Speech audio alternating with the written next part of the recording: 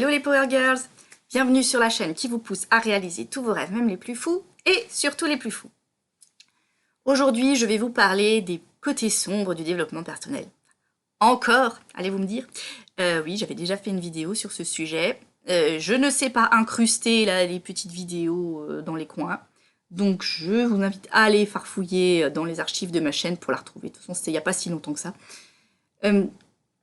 Alors j'en fais encore une, c'est une sorte de deuxième partie. Je vous parlais surtout du côté, dans la première vidéo, je vous parlais surtout du côté culpabilisant que peut avoir le développement personnel. Là, aujourd'hui, je vais vous parler du fait que quand on commence à travailler sur soi, et ben ça fait très très souvent remonter plein de choses dégueulasses à la surface. Et on n'est pas forcément prêt pour ça. Moi, depuis quelques années, j'ai toujours fait des cauchemars, mais j'en fais beaucoup plus. J'en fais des beaucoup plus précis. Alors que je fais pas que des cauchemars, mais je fais aussi certains rêves sur des thèmes qui sont récurrents, qui racontent toujours plus ou moins la même chose. Donc je sais que c'est mon cerveau qui travaille, qui essaie de se débarrasser d'anciennes choses, d'intégrer de nouveaux schémas. Mais enfin voilà, c'est pas toujours marrant parce que on voit des choses assez horribles. J'ai fait des cauchemars vraiment horribles, vraiment traumatisants. Et j'ai pas envie d'en parler. je dis juste que c'était vraiment très très dur. J'ai pas envie d'en parler là maintenant. Je sais pas si je vous en parlerai un jour, si je vous raconterai exactement le détail de ces rêves, mais il y en a qui m'ont beaucoup... qui ont remué énormément de choses qui étaient vraiment très désagréables, qui étaient pas beaux à voir, des choses que peut-être j'avais pas envie de voir, ou des choses qui des fois étaient horribles, mais pas forcément à interpréter d'un point de vue littéral, ce qui les rend quand même un peu moins horribles du coup. Mais oui, donc ça c'est quelque chose, une chose à laquelle on ne vous prévient pas forcément, une chose dont laquelle on ne vous prévient pas. Bref, on s'en fiche. Une chose une chose dont on ne vous prévient pas. Voilà. Que ça fait remonter énormément de choses à la surface et vraiment des choses très sombres, des choses pas belles. Et il faut savoir s'armer par rapport à ça. S'armer de courage, déjà. Je dis pas forcément se blinder pour rien ressentir, parce que si ces choses remontent, si ces choses font mal, c'est pour une bonne raison. C'est pour vous aider à vous en débarrasser. Et tant que vous en êtes pas débarrassé, ça va revenir, et revenir, et revenir, et revenir. Donc une bonne chose pour s'en débarrasser, je ne le dirai jamais assez, mais le journaling. Journaling. Vous faites tout sortir, tout. Dès qu'il y a quelque chose qui remonte, hop, on écrit. Alors, ça n'a pas besoin d'être forcément des phrases. Ça n'a pas besoin d'être des phrases complètes, ça peut être des concepts, des mots, des émotions. Vous pouvez les écrire dans tous les sens, vous n'êtes pas obligé d'écrire de façon linéaire, vous faites sortir de la façon qui vous parle le plus. Vous pouvez le faire sortir donc en écrivant plein de mots dans tous les sens, comme je vous l'ai dit, et après en recouvrant ça d'une couleur ou d'une image qui vous apaise. Vous pouvez sortir tout ça avec des couleurs, justement, d'autres couleurs, en mettant des traits de peinture. Je l'ai fait dans un de mes carnets que je n'ai pas sous la main, bien sûr, parce qu'il est rangé dans un placard. Mais un jour où j'étais très énervée, j'ai pris mes craies grasses et j'ai barbouillé de toutes les couleurs, des gribouillages dans tous les sens. J'ai tartiné ma page. Ça peut être un moyen de faire sortir les émotions négatives.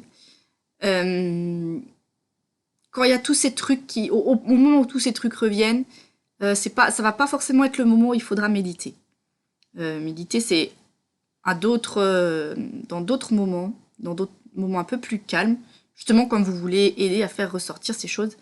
Mais au moment où vous avez tout ça vous n'avez pas forcément besoin de méditer. Par contre, il faut essayer de vous recentrer déjà. Si vous sentez que vous allez partir dans tous les sens, vous vous recentrez.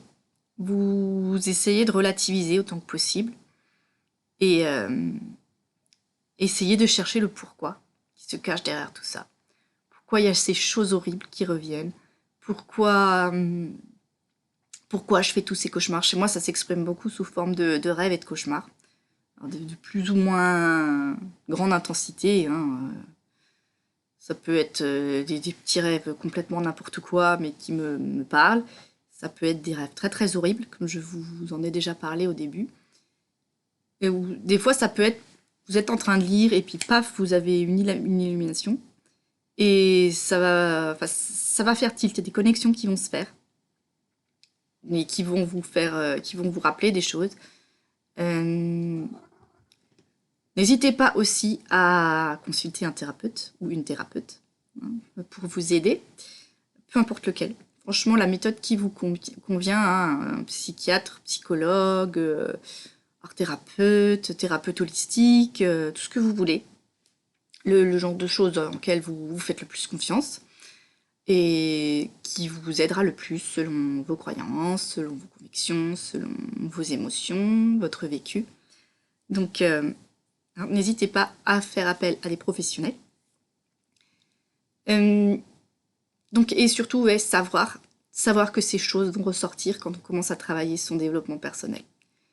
Quand vous allez commencer à réfléchir à pourquoi de certains blocages, eh ben, en grattant à la surface, vous allez découvrir que souvent derrière un blocage, il y a une blessure.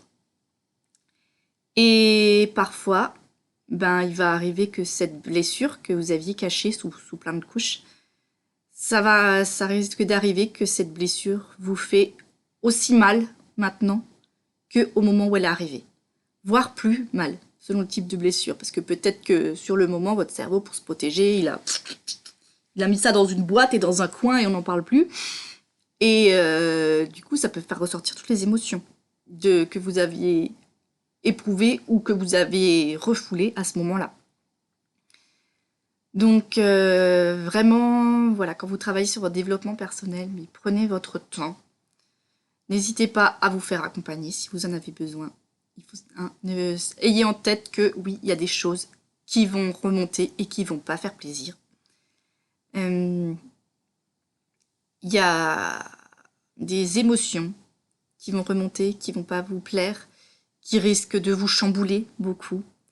Vous pouvez en parler avec vos proches aussi, si c'est quelque chose qui vous aide, si vous avez l'habitude de parler de vos émotions avec vos proches. Vous pouvez en parler s'ils sont concernés aussi par la blessure en question, hein, si c'est eux qui, je ne vais pas dire qu'ils sont responsables, mais qui étaient présents à ce moment-là, pour voir comment eux ont interprété la situation, par exemple, qui est certainement différente de la vôtre, et puis ça vous aidera à relativiser, à prendre du recul, tout ça. Après, c'est pas obligé. Vous pouvez écrire une lettre à la personne qui vous a fait souffrir, ou vous pouvez réécrire l'histoire. Vous pouvez faites jouer votre imagination et puis raconter comment vous auriez aimé que ça se passe à ce moment-là.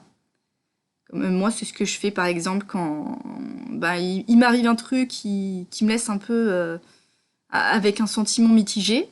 Je me dis mince, non mais j'aurais peut-être pas dû faire ça à ce moment-là. J'aurais peut-être dû dire ci ou ça et puis ça se serait pas passé comme ça. Et en fait, je réécris l'histoire de façon à ce que l'issue est la même que celle qui est arrivée, mais où la décision vient de moi. Voilà, simplement. Où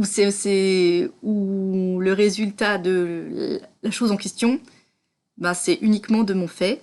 C'est moi, c'est mes intentions qui l'ont posé. Voilà. On prend un peu ses responsabilités, comme en loi de l'attraction. Après, voilà. Mais voilà, dites-vous que si, comment dire, on vous a emprunté de l'argent et la personne ne vous rembourse pas parce que pour elle, voilà, vous l'avez invité à boire un café. Vous allez boire un café ensemble et puis à la fin vous vous retrouvez à payer l'addition parce que cette personne l'a même pas proposé. Et vous, ça vous travaille un peu, quoi. Vous auriez aimé que au moins elle propose de payer sa part ou qu'elle propose d'inviter pour une fois, parce que c'est toujours vous qui invitez. Là, vous allez réécrire l'histoire. Vous allez écrire l'histoire du fait que c'est toujours vous qui l'avez invité au final, puisque c'est la réalité, c'est ça, dans le monde réel, c'est ce qui s'est passé. Mais Vous allez dire que dans votre nouveau récit, vous dites que c'est vous qui l'avez invité, que c'était votre propre choix, que ça vous a fait plaisir, que vous étiez content d'inviter cette personne. Alors, le cerveau, il fait pas la différence entre le vrai et le faux, entre le réel, le pas réel, entre les vrais souvenirs et les souvenirs inventés. Je sais que dans mon cerveau, j'ai plein de souvenirs inventés. Je ne sais pas si ce sont des choses qui sont vraiment arrivées, des choses que j'ai rêvées, ou des choses que mon cerveau a inventées tout seul dans un coin. Il y a beaucoup de choses dont je ne me souviens. Voilà, c'est très flou de ce côté-là. Donc, votre cerveau, au bout d'un moment, il fera plus la différence. Il assimilera cette nouvelle réalité que vous, enfin cette histoire que vous avez écrite. Le cerveau va l'interpréter comme sa nouvelle réalité. Donc ça peut être quelque chose qui vous aide pour des petits trucs, quoi. Si c'est vraiment des plus grosses émotions, donc n'hésitez pas à laisser parler votre créativité. Sortez tout ce qu'il y a à sortir. Plus vous faites sortir tout ce qu'il y a dedans, hein, plus vous allez vous sentir légère, plus vous allez vous sentir mieux. C'est le développement personnel, c'est un peu comme une purge, hein. Ouais, c'est pas beau dit comme ça, mais il y a de ça, c'est une purge. Donc il faut que votre cerveau, votre cœur, vos émotions, que tout le caca sorte. Sortir tout ce qui est dégoûtant, toute la crasse, tout enlever, avant de pouvoir remettre du beau à l'intérieur. Voilà, donc c'est une étape qui est pas plaisante du tout, mais qui est nécessaire. C'est comme, voilà, si vous finissez, je sais pas moi, un pot de jus d'orange, enfin une bouteille de jus d'orange que vous aviez toute fraîche, là, une bouteille en fer, vous avez des oranges fraîchement pressées, vous avez utilisé cette bouteille donc pour mettre du jus d'orange fraîchement pressé dedans. Ensuite, elle est vide, vous l'avez vidée. Et avant de remettre dedans, par exemple, du jus de pomme, vous avez lavé votre bouteille.